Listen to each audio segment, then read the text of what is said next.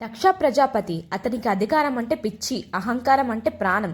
తన కూతురు సతీదేవి శ్మశానంలో ఉంటూ వంటికి భస్మం పూసుకునే ఆ దిగంబరి శివుడిని పెళ్లి చేసుకోవడం ఇతనికి అస్సలు నచ్చలేదు. అందుకే శివుడిని అవమానించాలని ఒక భారీ దక్షయజ్ఞం తలపెట్టాడు. ముక్కోటి దేవతలను పిలిచాడు. కానీ సొంత కూతుర్ని అల్లుడిని మాత్రం పక్కన పెట్టేశాడు. పుట్టింట్లో జరుగుతున్న వేడుక గురించి తెలిసి సతీదేవి వెళ్లాలని తహతహలాడింది. కానీ అంతా తెలిసిన ఆ పరమేశ్వరుడు ఒకటే చెప్పాడు, ఆహ్వానం లేని చోటికి వెళ్లడం ఆత్మగౌరవానికి మంచిది కాదు సతీ. కానీ తండ్రి మీద ఉన్న ప్రేమతో సతి వినలేదు. ఆయన నా యజ్ఞవాటికలోకి అడుగుపెట్టిన సతికి స్వాగతం లభించలేదు. పైగా తండ్రి దక్షకుడు అందరి ముందు శివుడిని హీనంగా తిట్టడం మొదలుపెట్టాడు. శివుడి రూపం గురించి, ఆయన జీవన శైలి గురించి నీచంగా మాట్లాడాడు.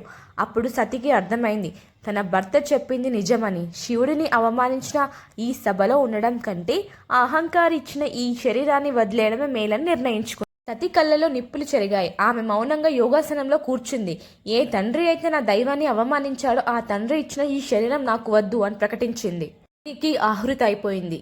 సతీ దహనమైన వార్త కైలాసానికి చేరింది. శాంతిమూర్తి అయిన శివుడు ఒక్కసారిగా రుద్రుడిగా మారిపోయాడు. ఆగ్రహంతో తన జటాయు నుంచి ఒక వెంట్రికను పీకి నేలకేసి కొట్టాడు. అప్పుడు పుట్టాడు భయంకరమైన వీరభద్రుడు. దక్షుని యజ్ఞాన్ని సర్వనాశనం చేసి అహంకారంతో విర్రవీగిన దక్షుడి తల నరికేశాడు. శివుడు సతి మృతదేహాన్ని చేతుల్లోకి తీసుకొని ఆవేదనతో, ఆగ్రహంతో విశ్వమంతా ప్రళయ తాండవం చేస్తున్నాడు. సతీ అంతమైన ఆమె ప్రేమ చావలేదు. మళ్ళీ హిమవంతుడి పుత్రికగా పార్వతిగా జన్మించింది. శివుడిని ఎలా చేరుకుందో అనేది మరో అద్భుత ఘట్టం. వీడియో కానీ మీకు నచ్చితే లైక్ చేయండి, ఛానల్ని సబ్స్క్రైబ్ చేసుకోండి.